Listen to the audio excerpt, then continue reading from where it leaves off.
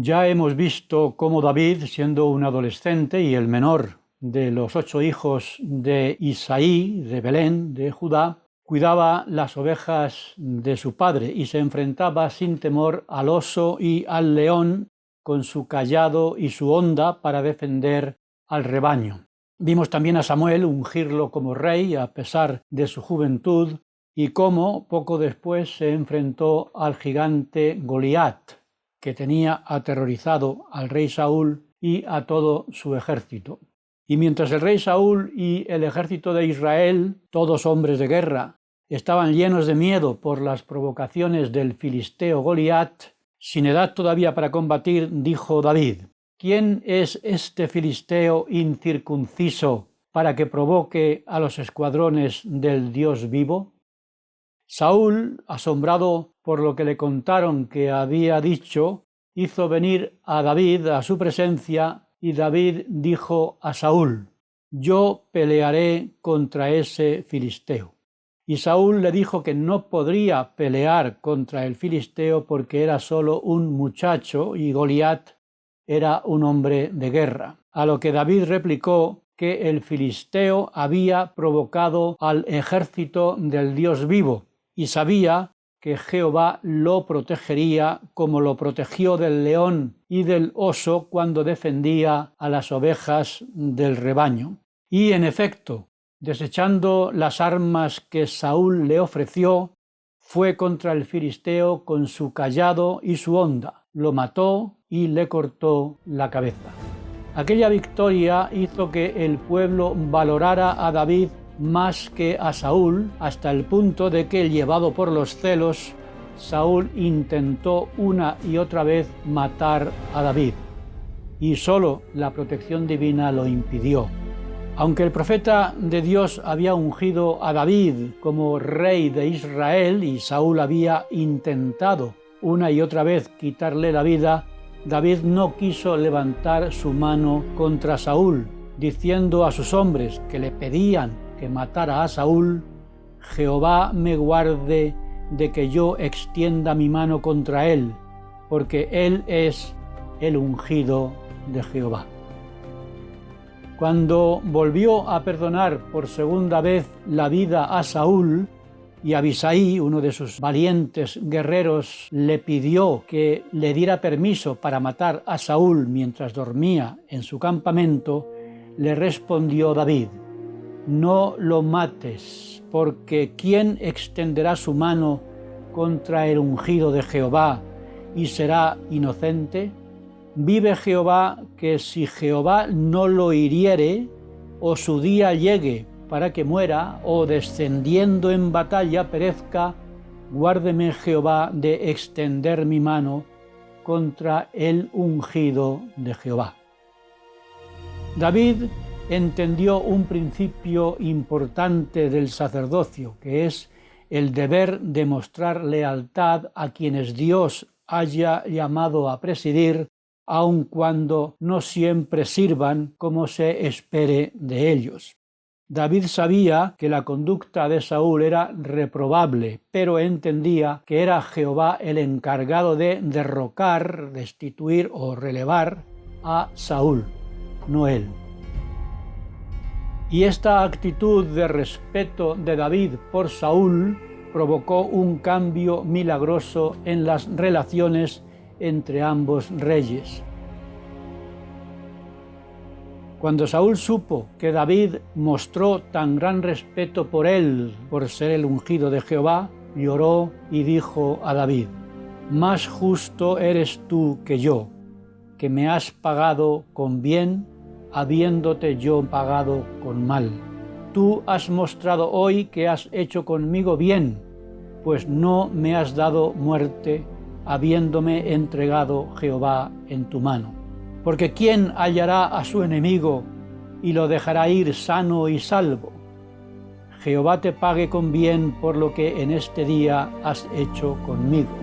Y ahora, como yo entiendo que tú has de reinar y que el reino de Israel ha de ser firme y estable en tu mano, júrame, pues, ahora por Jehová, que no destruirás mi descendencia después de mí, ni borrarás mi nombre de la casa de mi padre. Entonces David juró a Saúl, y se fue Saúl a su casa, y David y sus hombres subieron al lugar fuerte. Siguieron mientras tanto las luchas entre Israel y los filisteos. Y leemos que en el monte de Gilboa persiguieron los filisteos a Saúl y a sus hijos. Y leemos con tristeza que los filisteos mataron a Jonatán, a Abinadab y a Malquisúa, hijos de Saúl.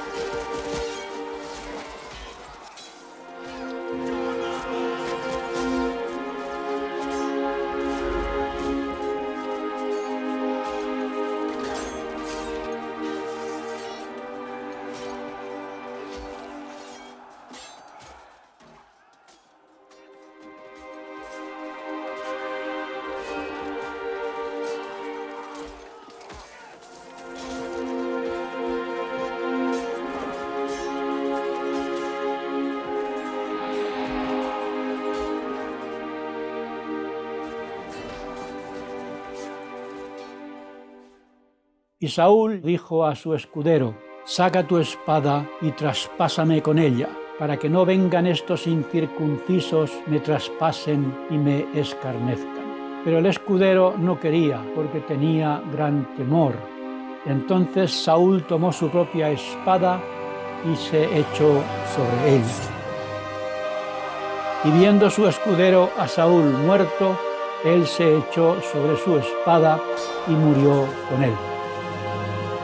Y leemos, como triste resumen de la vida de Saúl: así murió Saúl en aquel día, juntamente con sus 3 hijos y su escudero y todos sus varones. Cuando David y los hombres que estaban con él supieron que Saúl y Jonatán habían muerto, rasgaron sus vestidos y lloraron, se lamentaron y ayunaron hasta la noche por Saúl y por Jonatán, por el pueblo de Jehová y por la casa de Israel. Y endechó David a Saúl y a Jonatán, y pidió que sus lamentos se enseñaran a los hijos de Judá. Estos fueron en parte los lamentos de David por Saúl y por Jonatán. Ha perecido la gloria de Israel sobre tus alturas. ¿Cómo han caído los valientes? Saúl y Jonatán, amados y queridos, inseparables en su vida, tampoco la muerte los separó. Hijas de Israel, llorad por Saúl. Angustia tengo por ti, hermano mío, Jonatán.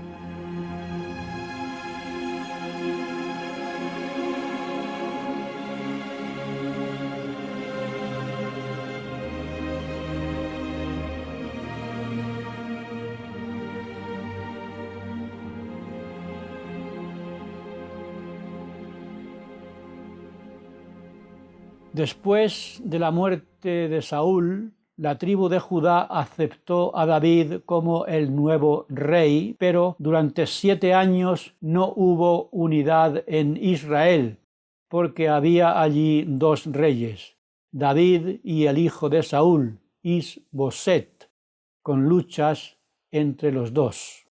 Pero cuando asesinaron a Is-Boset, David, aunque estaba en guerra contra él, no aprobó la traición de los asesinos y los hizo ejecutar. La sabiduría y la bondad que mostró David, incluso con sus enemigos, hizo que las tribus se unieran finalmente bajo su reinado. David conquistó Jerusalén y la convirtió en la capital de su reino. y decidió llevar el arca de la alianza a Jerusalén.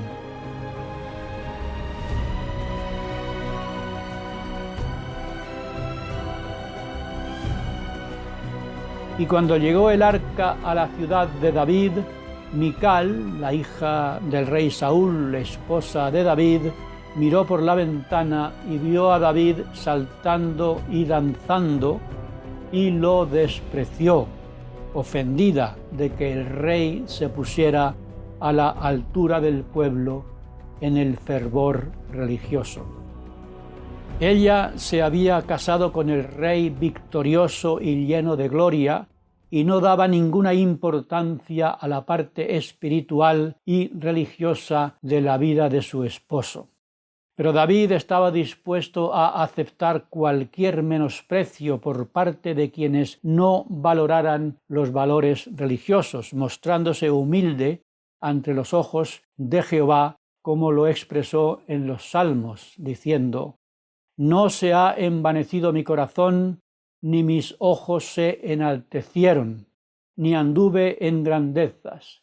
En verdad me he comportado como un niño».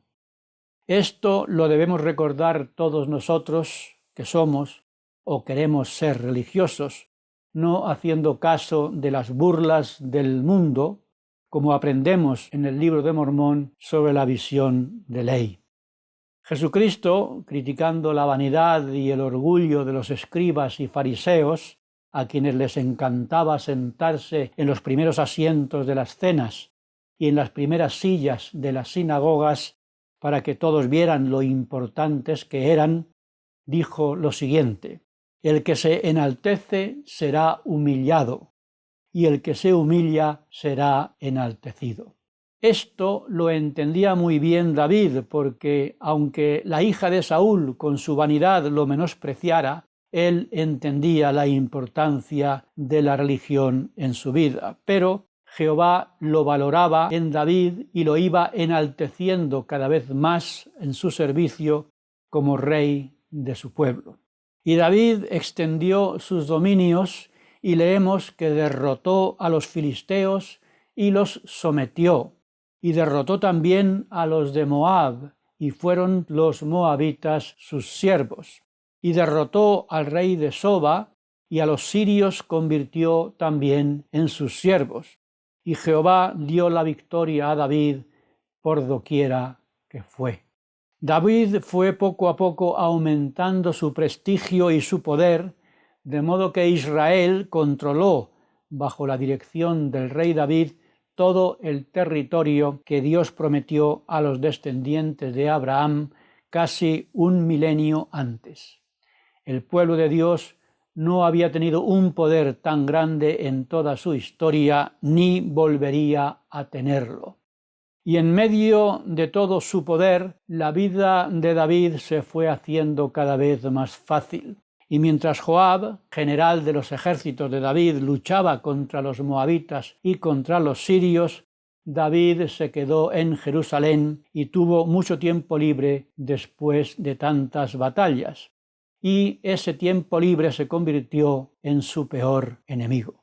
Leemos que un día, al caer la tarde, se levantó David de su lecho y se paseó por el terrado o terraza de la casa real, desde el que se podían ver las casas de alrededor, y vio a una mujer que se estaba bañando, que era muy hermosa. Preguntó quién era aquella mujer y le dijeron que era Betsabé, la esposa de Urías, uno de los valientes soldados de David que en ese momento estaba en la guerra.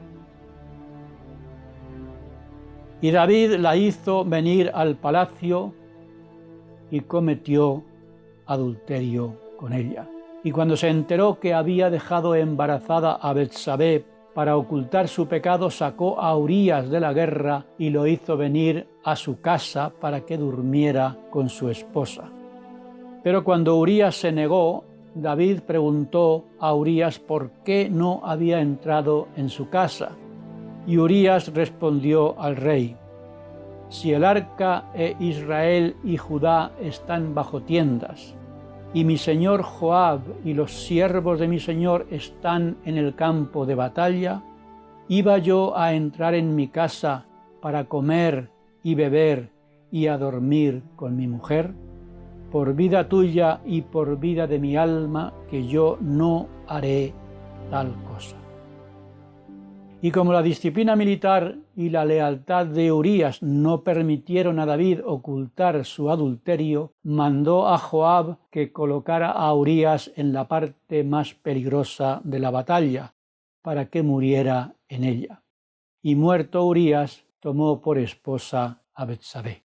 Pero este pecado no pudo ocultarlo de Jehová, que envió a su profeta Natán a David, y Natán contó a David una parábola sobre un hombre rico que tenía muchas ovejas y vacas, y sobre un hombre pobre que tenía solo una corderita que crió junto con sus hijos como si fuera una hija más. Y el hombre rico tuvo una visita, y para dar de comer al caminante que había venido a él, no quiso tomar de sus muchas ovejas y vacas, sino que quitó la corderita al pobre y la sacrificó para dar de comer al caminante.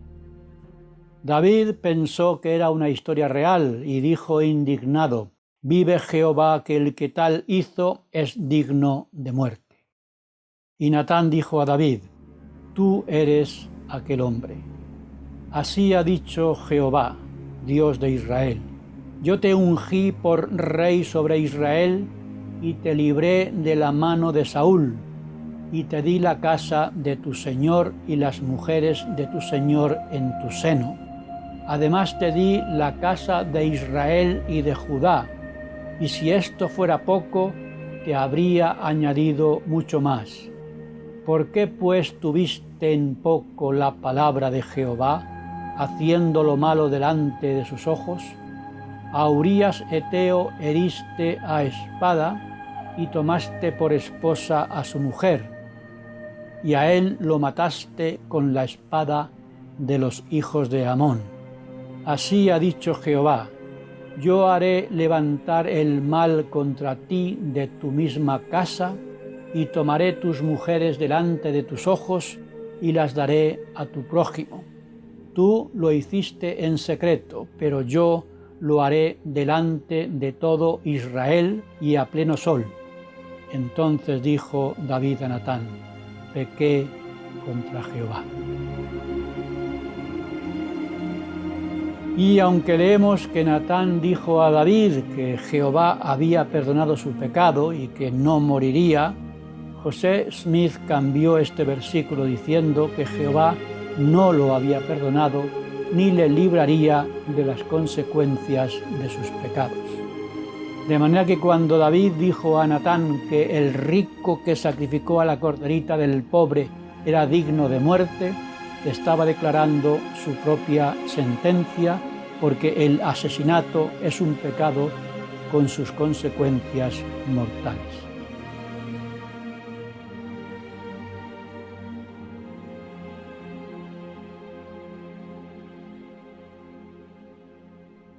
El Señor enseñó en el Sermón del Monte lo siguiente: oísteis que fue dicho, no cometerás adulterio.